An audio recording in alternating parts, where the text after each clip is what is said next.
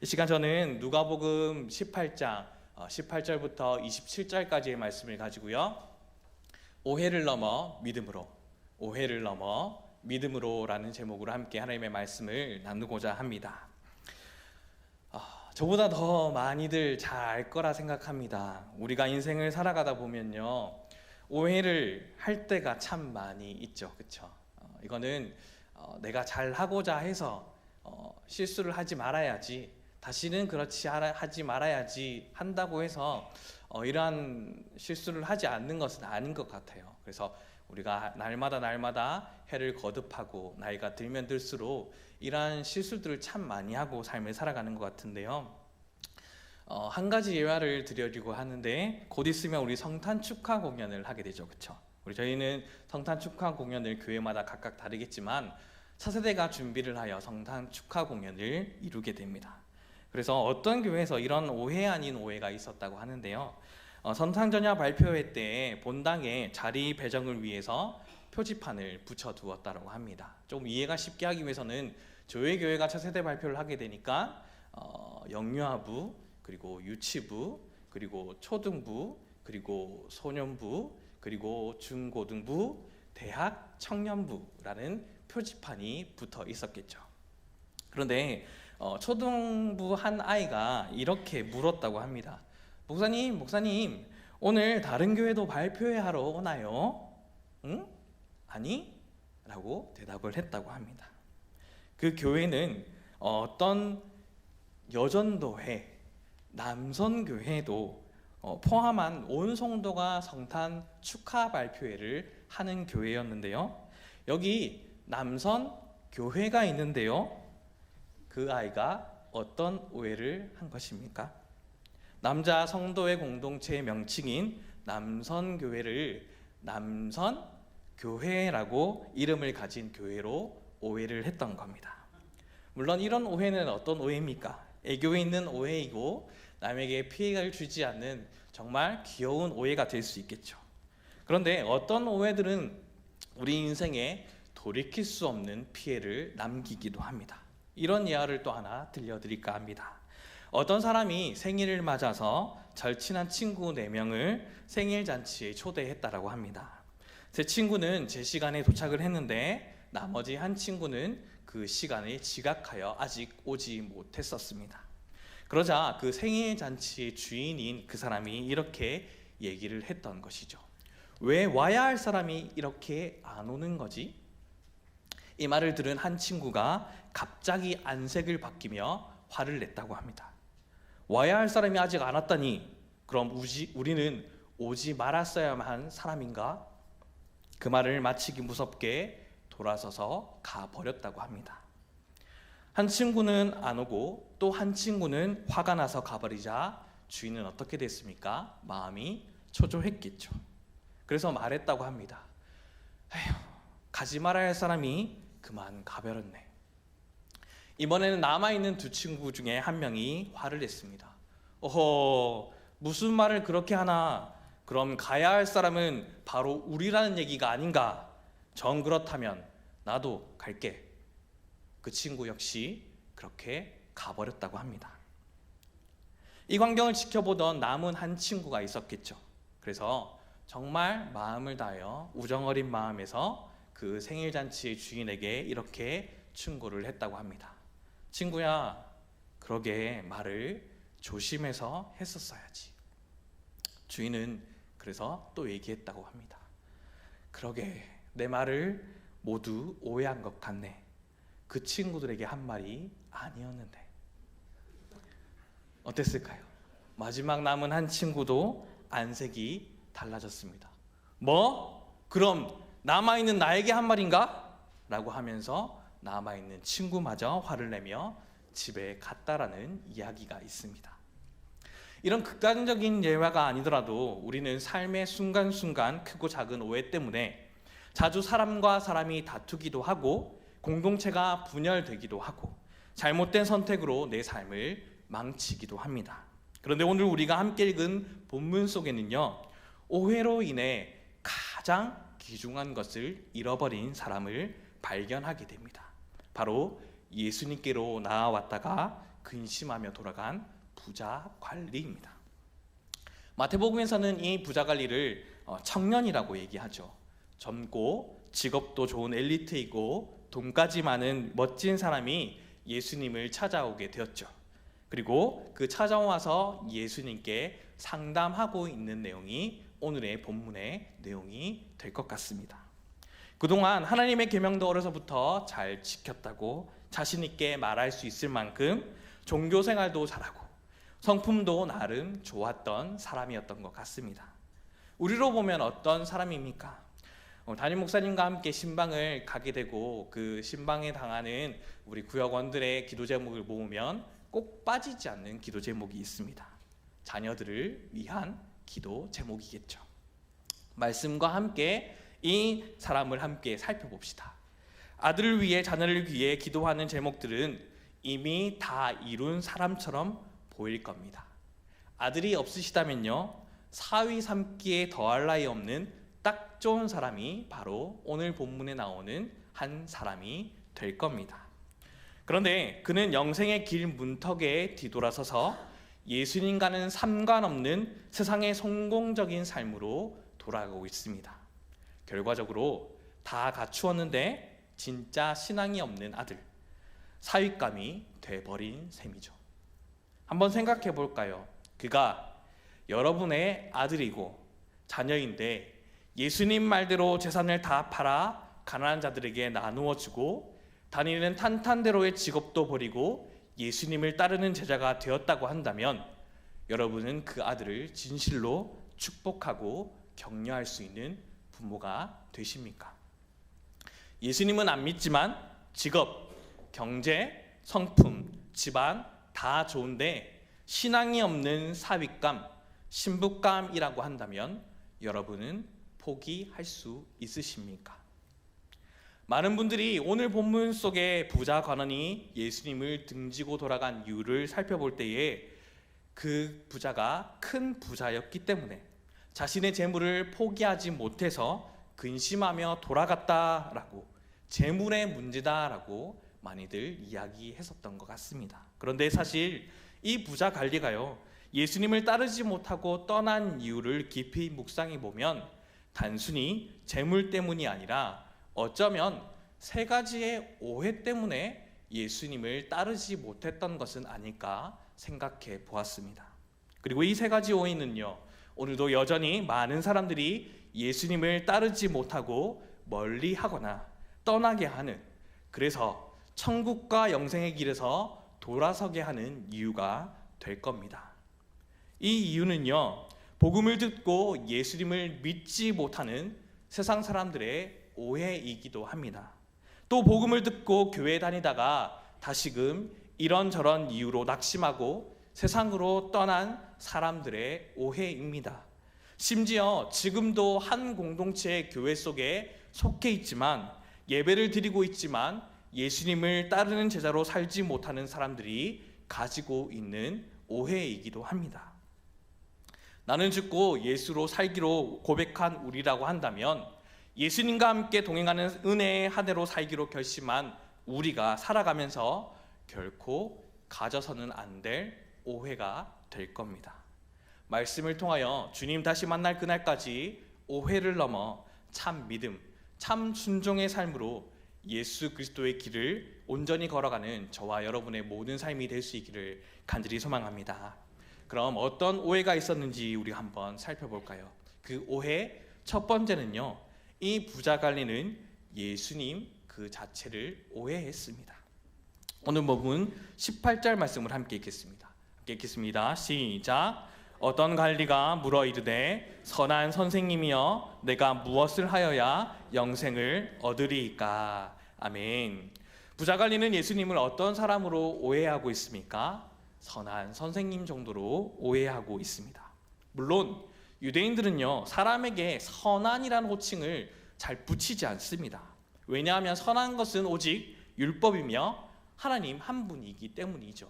그래서 선생님 앞에 선한이라는 것 자체를 붙였다는 것 자체가 예수님에 대한 존경과 경외심을 가지고 있었고, 동시에 그가 원하는 것을 들어줄 만한 확신 있는 사람 정도로 생각했던 것은 분명합니다. 그런데 이 질문 안에 스스로 오해와 한계적인 마음을 예수님께 가지고 있었음을 분명하게 드러내고 있었던 것이죠.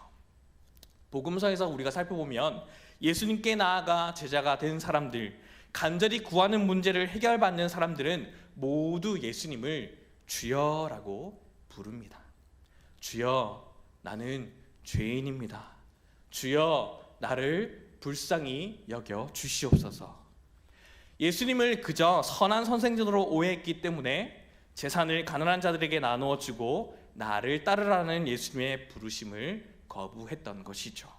그가 만약 자신의 오해와 한계적인 마음을 뛰어넘어 예수님을 온 세상을 만드신 하나님이라 믿고 인류를 구원한 구세주로 인정했다라고 한다면 분명히 예수님의 말씀에 순종하고 예수님을 따랐을 겁니다. 한 유명한 예화를 들려드릴까 합니다. C.S. 루이스가 캠브리지 채플에서 예수의 구주되심이라는 제목으로 설교를 했습니다. 설교를 마칠 때에 한 학생이 이렇게 말했습니다. 교수님, 만약 오늘 교수님께서 예수는 우리가 본받아야 할 훌륭한 도덕적인 스승이라고 말했다고 한다면 우리는 모두 교수님에게 박수를 보냈을 겁니다. 그런데 교수님은 예수 구세주라는 기독교의 진부한 교리를 말씀하셨기 때문에 우리는 어떤 반응도 오늘 보이지 않았습니다. 그러자 C.S. 루이스가 그 학생에게 이렇게 말했다고 합니다. 자네는 정말 예수가 완벽한 도덕적 모델이라고 생각하는가? 예, 그렇게 생각합니다. 그러면 그 완벽한 도덕적 모델인 예수를 따라가는 것이 중요하다라고 생각하는가? 예, 그렇게 생각합니다. 그러면 자네에게 한 가지 더 묻겠네. 자네는 완벽한 도덕적 모델이신 예수를 완전히 따라갈 수 있다라고 생각하는가? 청년은 한참 생각을 하다가 완전히 따라갈 수 없다라고 생각합니다 라고 답했다라고 하죠. 그러면 자네도 자의 삶 속에 도덕적 실수를 인정하는군. 자네의 삶 속에 실수가 있었고 죄가 있었다라고 인정하는가? 네, 인정합니다. 그렇다면 지금 자네에게 필요한 것은 완벽한 도덕적 모델인 예수가 아니라 자네의 도덕적 실패와 죄로부터 자네를 구원할 구세주 예수가 필요하다네. 구세주 그리스도를 만난 다음에 비로소 그분이 자네의 도덕적 모델이 될 수 있다네 라고 말했다고 합니다. 예수님을 구주로 믿는 다른 사람들에게 오늘 본문 마지막 9절 27절의 말씀과 같이 이르시되 무릇 사람이 할 수 없는 것을 하나님은 하실 수 있느니라 하신 예수님의 말씀이 이루어질 수 있다라는 거겠죠. 우리 주님은 단순히 세상이 흔히 말하는 존경할 위인이 아닙니다. 또는 한 종교의 지도자도 아닙니다. 예수는 그리스도이십니다. 그것이 복음입니다. 독생자, 모노게네스, 즉 하나님이 유일하게 홀로 낳으신 분이 바로 예수 그리스도이십니다. 그러니 예수님은 온 세상을 창조하신 하나님이시며 인간을 죄에서 구원하신 경배받아야 할 구세주이신 것입니다. 이 사실을 우리는 늘 기억하고 믿길 바랍니다.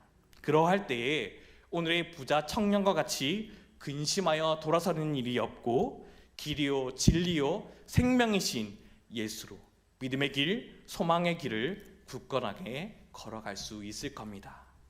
두 번째로 부자 청년은요, 영생을 오해했습니다.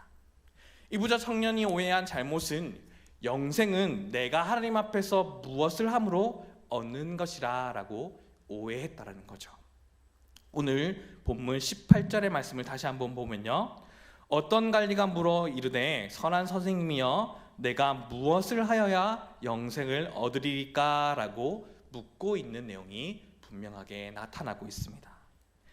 이 말은 내가 무엇을 하여야 합니까? 라고 하는 것은 이 질문에 영생은 나의 행위에 의해서 가질 수 있게 된다라는 영생에 대한 잘못된 생각이 그대로 내포하고 있던 것이죠. 이 말은 어떤 말입니까? 쉽게 얘기하면 지금의 영생을 나의 공로, 나의 노력, 내가 여기까지 해왔던 그 모든 것이 하나님께서 마땅히 나에게 줄 만한 영생이다. 내가 이렇게 노력했으니, 내가 이만큼 했으니 나는 예수 그리스도의 영생을 받아 마땅한 사람이다. 나는 그런 자격이 있는 사람이다 라고 주장했던 것이죠. 부자 청년의 이러한 질문에 예수님은 질문하십니다. 계명을 지켰냐고 물으시고 난 다음에 이내 한 가지가 부족하다 말씀하셨죠.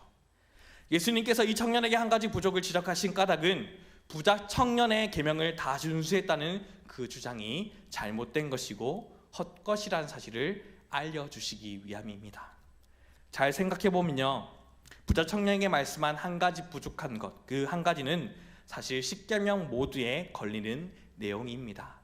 십계명의 정변부는 하나님의 사랑에 대한 계명이고 십계명의 후면부는 이웃 사랑에 대한 계명이죠.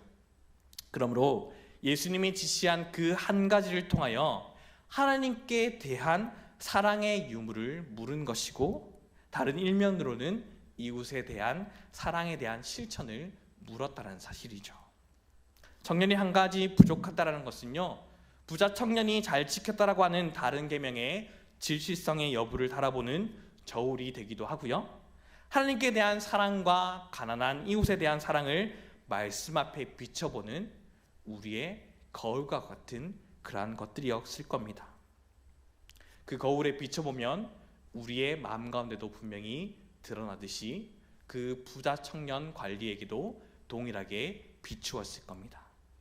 탐심이 지배하고 있었다는 사실요. 탐심은 곧 우상 숭배이죠. 부자 청년이 아무리 드러난 계명을 잘 지켰다고 해서 그 재물에 대한 소망을 둔 자가 바로 이 청년 관리였습니다. 저와 여러분이 부자이든 아니든 간에 예수님에 대한 소망, 그리고 하나님께서 날마다 주어진 것에 대한 감사가 없이 어떤 물질이나 권력이나 명예에 대한 욕심에 대한 소망을 두고 살아간다고 한다면요, 이 젊은 부자 관리와 같이 하나님 앞에서 죄인으로 살게 하는 요소로 나의 삶에 내가 알게 모르게 이미 자리 잡고 있을지 모른다라는 겁니다. 결국 다 살아였지만 한 가지 부족하다라고 하신 이 예수님의 말씀은 인간의 노력으로는 결코 구원받을 수 없고 인간의 선행으로 구원받을 수 없음을 분명히 역설적으로 표현해주고 있었던 겁니다. 에베소서 2장 8절부터 9절의 말씀 우리가 한 목소리로 읽어보았으면 좋겠습니다. 함께 읽겠습니다. 시작. 너희는 그 은혜에 의하여 믿음으로 말미암아 구원을 받았으니 이것은 너희에게서 난 것이 아니요 하나님의 선물이라. 행위에서 난 것이 아니니 이는 누구든지 자랑하지 못하게 함이라. 아멘. 여러분은 내가 무엇을 해서 얻는 것이 아니라 구원이 하나님께 은혜로 값없이 받음을 믿으십니까? 예수님의 옆에 달린 강도를 생각해 보십시오. 십자가상의 강도는요, 결코 선행으로 자기의 공로를 구원받은 것이 아닙니다. 십자가에 달리기까지 그 강도는 어떻게 삶을 살아갔습니까? 세상 가운데에 아무런 선을 행할 만한 사람이 아닌 것을 우리는 알고 있습니다. 왜냐하면 십자가는 죄악 중에 죄인이 달리는 곳이니까요. 그 가운데에 예수님 옆에 달린 강도들도 마찬가지의 삶이었겠죠. 그래서 십자가 위에서 자신 스스로가 아무것도 할 수 없습니다. 인간적으로 눈으로 보면요, 예수님이 그런 자에게 구원을 선포하시는 것은 오늘 부자 청년을 돌려보낸 일과 비교할 때는 결코 합리적인 일이 아닐 겁니다. 차라리 부자 청년을 구원해주고 말죠. 왜 십자가에 달린 강도를 구원하겠습니까? 그러나 예수님은 어떻게 하셨습니까? 내가 오늘 나와 낙원에 함께 있을 것이다. 너는 구원받았다라는 선포를 분명하게 그 강도에게 하셨습니다. 이처럼 구원은 무엇입니까? 오직 하나님의 은혜이자 오직 하나님께서 우리에게 주신 선물입니다. 한 예화를 또 들려드릴까 합니다. 목수일을 하시는 한 분이 교회에 출석하게 되었다고 합니다. 그런데 그 가운데에는 하나님을 알지 못하는 믿음이 있었기 때문에 이분에게는 구원은 하나님의 은혜로 거저 얻는 것이라는 것을 아무리 말로 설명해 주어도 알아듣지 못하는 사람이었다고 합니다. 구원은 하나님을 위해서 무언가를 해야 한다라고 생각하고 있었기 때문이죠. 그런데 어느 날 이분이 교회 현관문이 낡았다는 것을 알고 목사님께 말했다고 합니다. 목사님, 제가 이 문을 새로 만들어 달고 싶습니다. 허락해 주십시오. 그렇게 목사님의 허락을 받고 난 다음에 열심히 교회 현관문을 만들기 시작했다라고 하죠. 드디어 아름다운 문이 완성되었습니다. 문이 완성되었을 때에 목사님이 그분에게 물었다고 합니다. 문이 다 되었습니까? 예, 다 되었습니다, 목사님. 이 말을 듣자마자 목사님은 대패와 망치 좀 주십시오 하더니 다 완성된 문에 대패질을 하고 못을 망치로 박기 시작했다라고 합니다.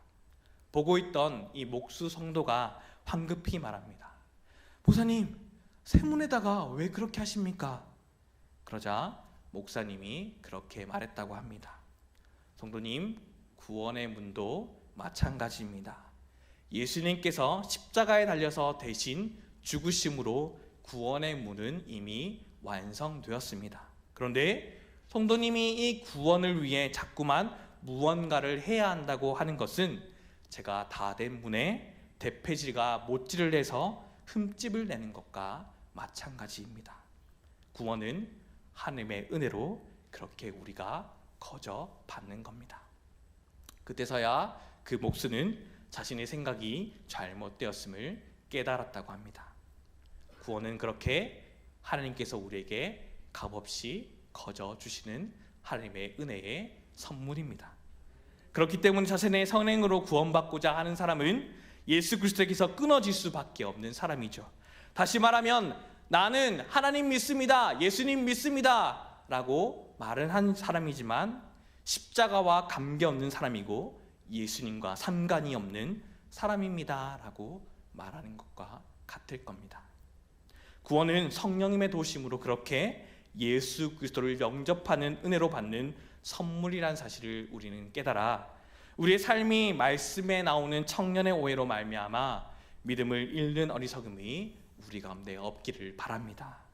세 번째로 이 부자 청년의 오해는 개인의 영생만이 유일한 신앙의 목적이라고 생각했던 겁니다.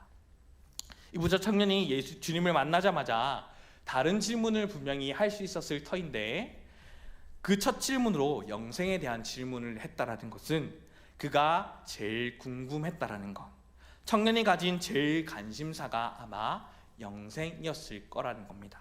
곧 다시 말하면 이 부자 청년이 율법을 어려서부터 나름대로 열심히 지킨 이유도 아마 영생 때문이라고 말할 수도 있겠죠. 사람들에게 잘할 만큼 자기 나름대로의 경건의 생활을 해온 이유도 다 영생 때문이었을지도 모릅니다. 우리는 여기서 오늘도 우리 자신의 모습을 되돌아봐야만 합니다. 다른 나라의 성도들에 비해서 우리나라의 성도들이 가지고 있는 특징들이 여러 가지가 있죠.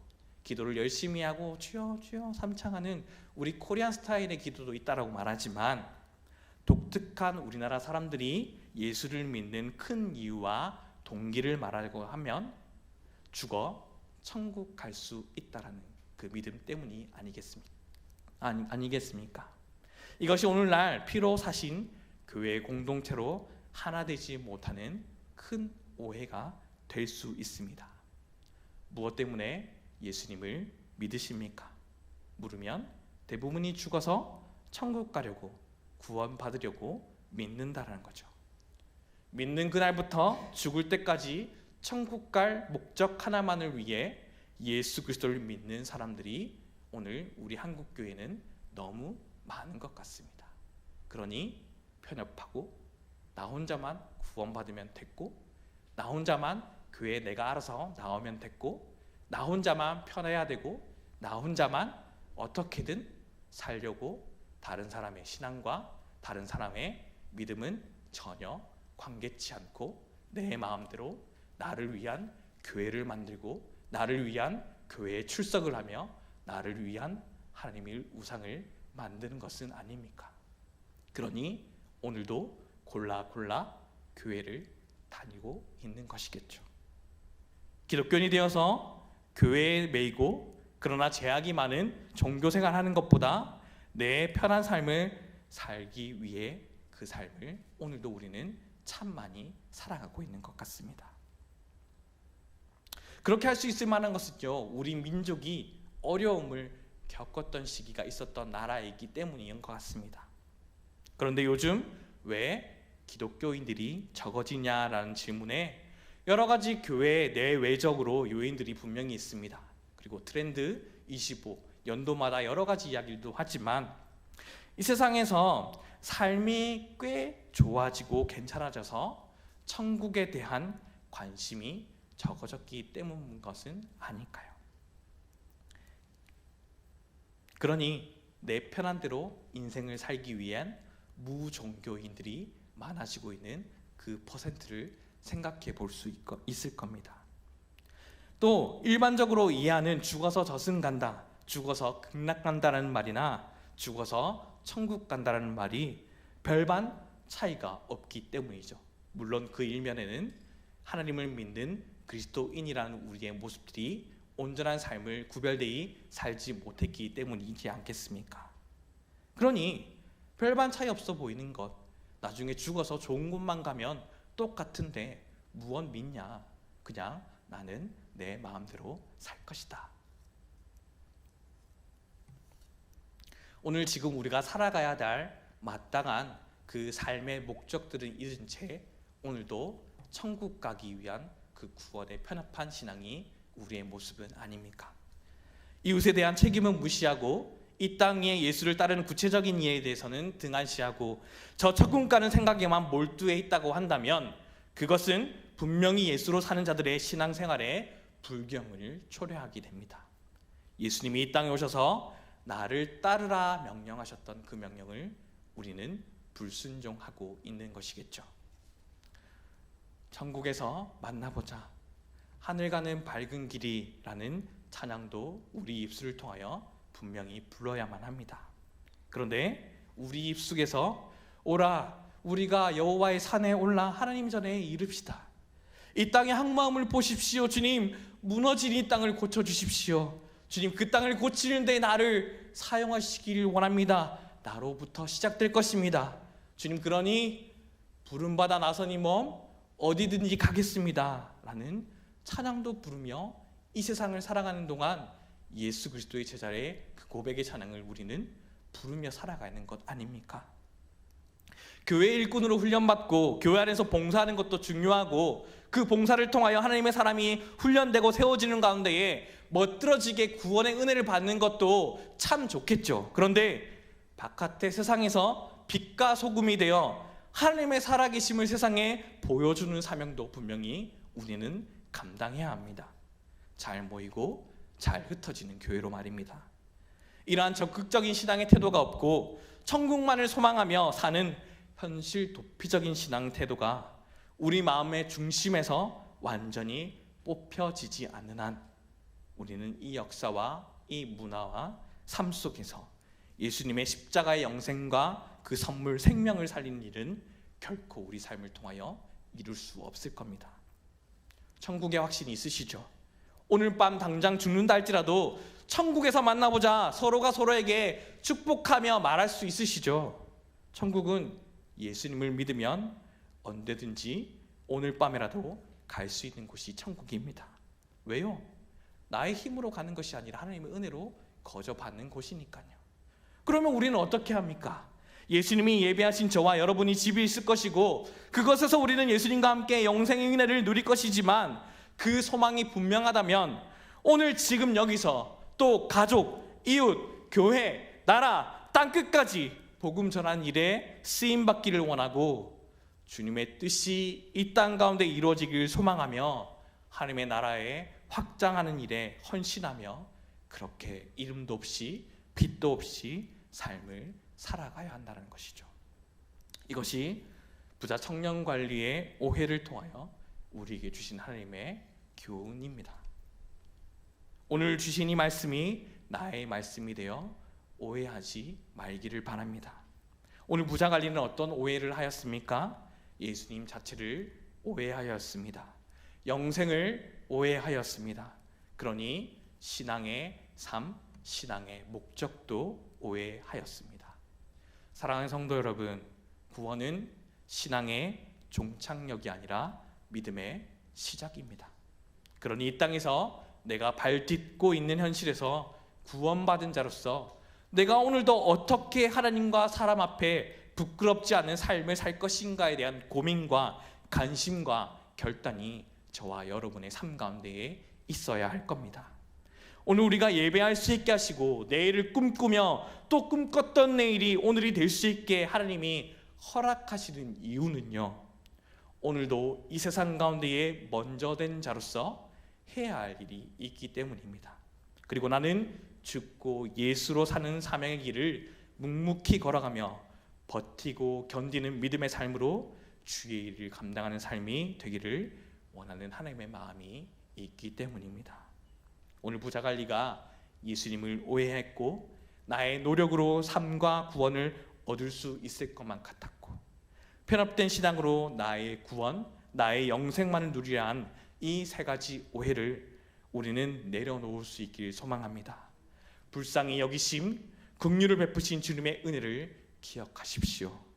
매일 매 순간 그 긍휼하신 사랑을 내가 기억하고 말씀을 통하여 나의 삶의 겨울로 비춘다면요, 우리는 삶을 그렇게 살아갈 수 없을 겁니다. 주님이 우리를 사랑하신 그 말씀 앞에서 예수님을 주님으로 경배하며 영생의 선물을 받은 자녀답게 참 믿음으로 하나님의 일을 이루어가며 저 천국의 하나님을 함께 소망하며 나가는 주님의 귀한 자녀들의 삶이 될 수 있기를 간절히 소망합니다.